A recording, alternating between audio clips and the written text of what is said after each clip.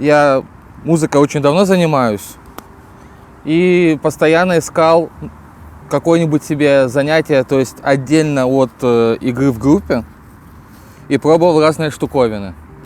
Не все штуковины заходили, и так постепенно я просто решил, что буду сидеть писать музыку тупо для себя. Ну и как вариант просто выбрал что-нибудь писать типа пикающее, что-нибудь типа как из игры, вот. Но и в итоге это как-то вот постепенно переросло в то, что я хочу играть в железок на сцене. Тыкал, да, во фрутик со всякими VST-шками.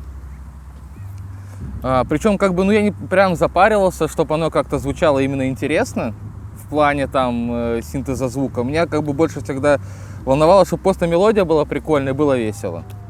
Ну, потом постепенно я узнал, что можно играть в железок. И, ну, так вот, да, и выбор пал на геймбой.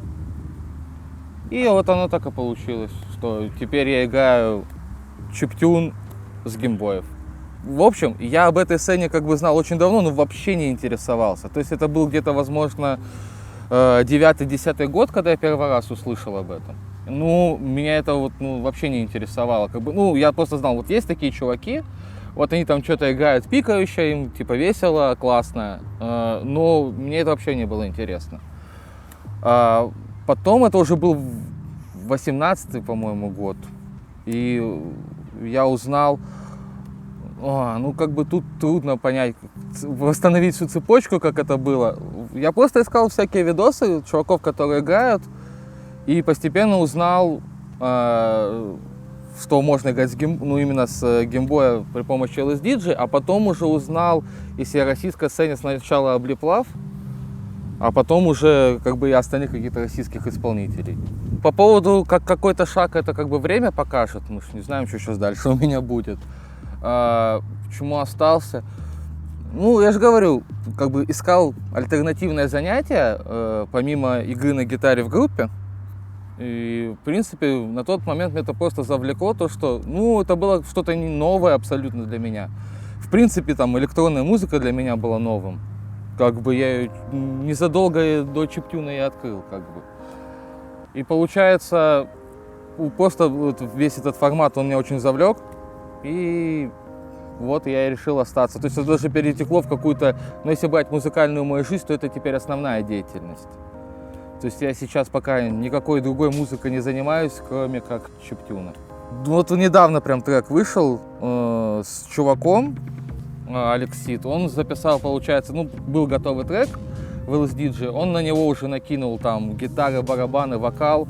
Вот он недавно вышел. Ну, как бы, как замешать типа в качестве просто там 1-2 трека, там прикольно, ну, чисто приколоться, да, но вот пока как основная какая-то деятельность, или типа там, знаешь, записать целый альбом, ну, пока меня не прет вот на это. Я пробовал, поскольку я на гитаре играю, то есть и с гитарой что-то замешивать. Но вот все, что я пробовал, просто когда ты берешь, убираешь гитару, оно вот как будто становится лучше звучать. Но, по крайней мере, у меня оно так получается.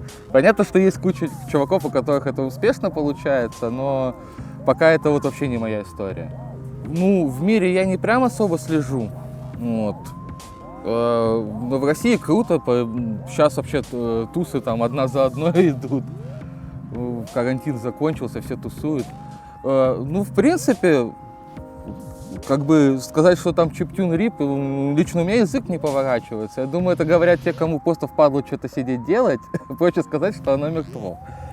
Так, да нет, тусы есть, аудитория есть, в принципе, есть для кого играть. Альбомы вот выходят. Я считаю, пока что все круто.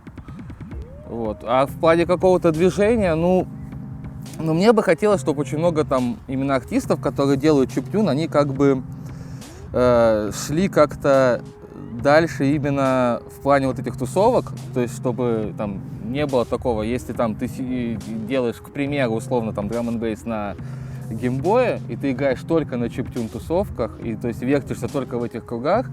Я считаю, если ты делаешь клевую музыку, типа, и она жанрово расположена там к какому-то, пусть там условно драм-н-бейса, либо техно, ты должен играть на техно-тусах. И это было бы действительно круто, потому что так ты можешь завлечь людей, которые вообще не знают про всю вот эту движуху, именно вот в нашей комьюнити. И это, по-моему, круто. Такое надо делать чаще. Я иногда пытаюсь, но было бы круто, если бы пытались абсолютно все, и это было бы прям вообще круто. Парни до меня встречались, но, в общем, это всегда заканчивалось тем, что я прям специально разыскивал какую-то информацию, то есть где, когда, какие тусы были, кто из чуваков играл. И это просто вся информация, она даже не то, что в интернете где-то лежала, там где-нибудь в каких-нибудь сдохших пабликах ВКонтакте, она просто вот передавалась из уст в уста, там где-то человек 5, это цепочка всего. И вот это приходилось все собирать постепенно. Был один чувак, но он время от времени то он играет, то не играет, но, по крайней мере, у него был геймбой с LSDJ, он даже один раз с нами выступил. Есть Nintendo Core, чувачок делает, да и, в принципе, на этом все. Думаю, что если он что-то будет, то, наверное, на том же уровне, на котором сейчас есть, наверное, оно и останется. Ну, я считаю, даже, в принципе, это неплохо. Мы же тут не собираемся стать какими-то мейнстрим-звездами.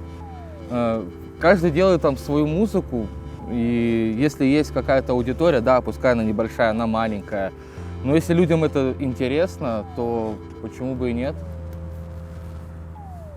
Поэтому я думаю, что пока есть чуваки, которые играют эту музыку, будут стопудово чуваки, которые ее и слушают. Понятно, это не будет разрастаться, но оно, скорее всего, останется так, как и есть, и я считаю, это неплохо.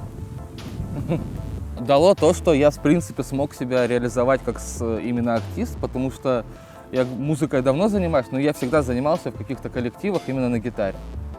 А благодаря чиптюну я смог выступать полностью сам, то есть весь процесс, все, что происходит, я делаю сам. И это круто, потому что такого давно хотелось, ни от кого не зависеть. Потому что когда ты играешь в коллективе с 6 человек и вкладываешь в него очень много, то все очень может похериться из-за 2-3 других ребят, которые играют с тобой в твоем коллективе. Но с чиптюном, конечно же, в принципе, с электронной музыкой такого нет. Да, вот и чиптюн, по сути, вот принес мне занятие электронной музыкой, потому что раньше я ничем таким не занимался. Лютая любовь к видеоиграм есть у меня, но я, конечно, да, на самом старте, когда я вообще просто решил заниматься этим, какая-то, да, идея была, типа, делать музыку как в игре. Но она как-то вот быстро переросла вот в это. Как только я решил, что я хочу заниматься какими-то тусовками и альбомами, то оно как-то вот ушло вот куда-то вот в долгий ящик, даже еще не доставалось ни разу. Возможно, и не достанется. Геймбоев мало, они стоят очень дорого. Картриджи китайские горят. Пока что негативное было только это. Иногда, еще негативное то, что иногда всплывают вот такие вещи, которыми ты бы хотел бы заняться, но очень трудно и времени нет. Это, допустим, что-то паять, что-то самому собирать. И потом, поскольку руки кривые, это всегда самому очень трудно сделать, приходится кого-то просить. Вот. Но иногда получается это удачно, то есть какие-то знакомые появляются, ты попросил чувака, он тебе что-то сделал, а иногда ты хочешь что-то сделать и некому. Вот именно в таких моментах, да, что, допустим, с технической части я там очень отстаю в этом отношении, это меня иногда напрягает. Вот, наверное, из негативных да, и горят китайские картриджи, это просто невыносимо. Я не теряю сейвы, потому что я тот человек, который бэкапит все по 20 раз. Я теряю картридж, и мне жалко. Также Авито, вот и все. Сложно что-то замодить, вот. Потому что последнее, что мне делал, это делал Фионау, когда приезжал в Москву. А в Краснодаре просто некого попросить. Но если есть варианты попросить, то это что-нибудь максимально несложное. Ну да, то есть когда ты прям вот показываешь, вот, дядь, возьми вот эту штучку, вот это припаяй сюда, и аккуратно, максимально аккуратно. Вот даже не знаю. Я, в принципе, есть в планах заниматься именно электронной музыкой, не чиптюном, вот, но все равно, на данном этапе я так сильно привык к этому процессу писания музыки на диване с маленькой игрушкой, потому что сесть что-то делать за компьютер для меня сейчас это просто какое-то невыносимое действие. Вот. Ну, думаю, что да, это еще на какой-то момент долго продлится. Если даже это будет не чиптюн, то ну, по-любому какие-то элементы с пищалок все равно останутся.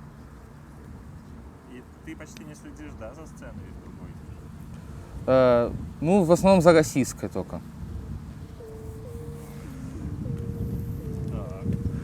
Так. Потому что не российская сцена, мне просто, если честно, я мало чего интересного там для себя нашел, и как-то и изначально весь чиптюн для меня это была вот российская сцена. И, в принципе, я стараюсь следить всех, у кого все, что там сейчас выходит, именно в РФ. Вот. И все слушать. Я не сказал, что мне прям все нравится, но многое прикольное бывает. В самом начале, ну, с технической точки зрения, я не мог освоить LSDJ именно как писать музыку в нем. То есть для меня был, то есть я читал гайд, то есть там на русском все было по идее понятно, но вот пока мне просто я не встретился с чуваком и вот лично не увидел процесс, как это делается, я ничего не смог начать делать. Как только я начал, и в инструкции сразу стало все понятно, что написано. И треки какие-то начали получаться. И, в принципе, чем дальше, тем интереснее было. Но вот самый сложный момент, да, именно был на старте, потому что хотелось что-то как бы разобраться, а непонятно и не получается. Но потом пошло, в принципе, легко. Сейчас, в принципе, с этим вот инфы теперь много на ютубе. Поэтому я думаю, что те, кто сейчас начинают заниматься, у них вообще никаких проблем не должно возникнуть, кроме желания. Принцип вообще работы трекера, то есть как писать, короче, в трекере музыку. То есть, если честно, и во всяких пиано-роллах, там, во Fruity Loops'ах и прочем, не очень любил этим заниматься. А тут вообще непонятно было. Ну а теперь вообще в пиано-ролл меня теперь не затащить, там, и в тот же фрутик. А другие трекеры пробуешь? Renoise я пробовал.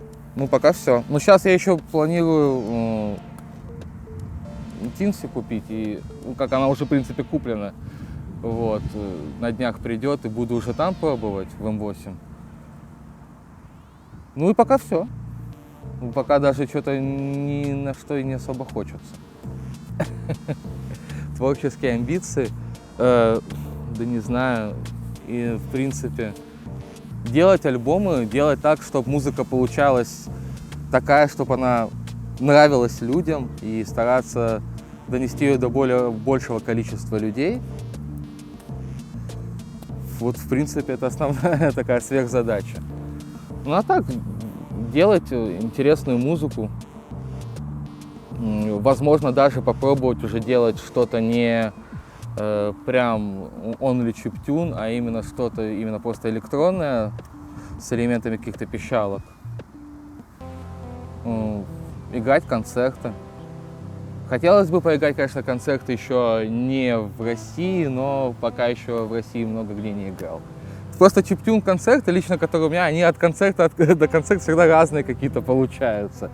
Бывает просто куча людей стоит, танцует, кайфово проводит время. Бывает это перерастает в какой-то слэм и просто куча людей жестко месяца, прям как на панк-концертах. Ну вот это, от концерта к концерту всегда по-разному. Было, где просто люди стояли и не понимали, что происходит. У меня такое уже было. Вот. И причем это было очень много людей. Они не понимали вообще, что происходит, бывало и такое. Не, у меня самый пока что такой кринжовый был, это меня пригласили поиграть на аниме-фесте. Ну, там в основном был только косплей, в принципе, я не думаю, что там что-то другое было. И аудитория, разумеется, такая, плюс-минус дети. Ну, в сравнении со мной, это дети. А это было помещение, где вот привозят крутые группы, типа, играть. То есть там играли всякие там металюги, там In Flames, там и прочие, там русские всякие аматоры и все такое. То есть там очень крутые колонки стоят, здоровенная сцена, при этом нет какого-то такого более-менее похожего на диджейский стол, что-нибудь подобное. Была табуретка, на ней стоят геймбой, рядом стою я на всей вот этой большой сцене с кучей колонок. И играю для людей, которые просто стоят вот так вот. Ну, я там на видосах смотрел, там кто-то даже пытался там потанцовывать, но в основном это просто вот люди стоят такие. Что это? Напутствие, как все говорят, делать, что нравится и никого не слушать. Ну, да, я думаю, в принципе, вообще, если, какой бы музыкой ты ни занялся, главное именно сама музыка, а все остальное, как ты ее делаешь, как она у тебя в итоге там, с чего оно будет звучать, это абсолютно не важно. Главное делать музон.